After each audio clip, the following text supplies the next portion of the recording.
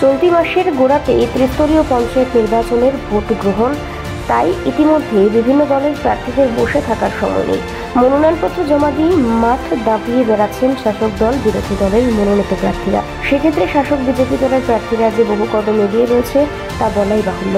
সে তালিকায় রয়েছেন জেলা পরিষদের 2 নং আসনের প্রার্থী মামনি রায়। তার আসনে রয়েছে কদমতলা ব্লক এলাকার চুনাইবাড়ি, বাঘন, কদমতলা ও কালাগাঙের পার গ্রাম পঞ্চায়েত। আর প্রতিটি গ্রাম পঞ্চায়েতে প্রতিদিন বাড়ি বাড়ি প্রচার থেকে শুরু করে যোগদান সভা, উঠান সভা, বাজার সভা করে যাচ্ছেন। অনুরূপ বৃহস্পতিবার সকাল থেকে বৃষ্টিকে উপেক্ষা করে বাঘন গ্রাম পঞ্চায়েতের বিভিন্ন ওয়ার্ডে বাড়ি বাড়ি প্রচারে বের হন মামনি রায়।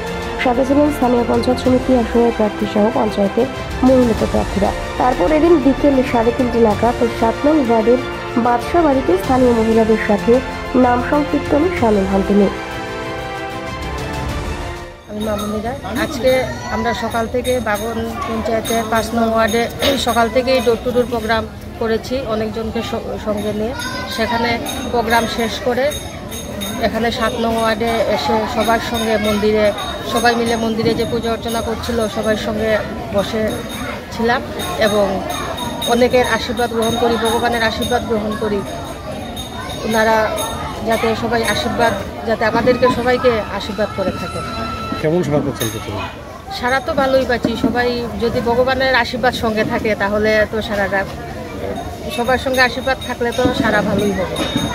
হ্যাঁ, এবারে তো আশা আগের বার পেয়েছিলাম 4444টি ভোট। এবার তো আশা আরও বেশি ভোট পাওয়ার। এদের উৎসাহ দেখেই মনে করছি জনগণ, যেই বাগন পঞ্চায়েতটা আগে বিরোধী ছিল, এবার এদের মনে যেই আনন্দ দেখছি। আজকে যে 5 নম্বর ওয়ার্ডটা করলাম, প্রত্যেকেরই ইচ্ছা যে না, এখন আর আমরা সেই ভুলটা করব না। এবার আমরা বিজেপি পঞ্চায়েত গড়ব এবং সবার সঙ্গে সমানভাবে আমরা চলবো। সবাই যা যা পাচ্ছে আমরাও তা পাবো। এই হিসাবে মানে বাগনটা বিশেষ করে দেখেছি সবের মধ্যেই একটা উৎসাহ আছে যে না, এইবার বিজেপি পঞ্চায়েত আমরা করব।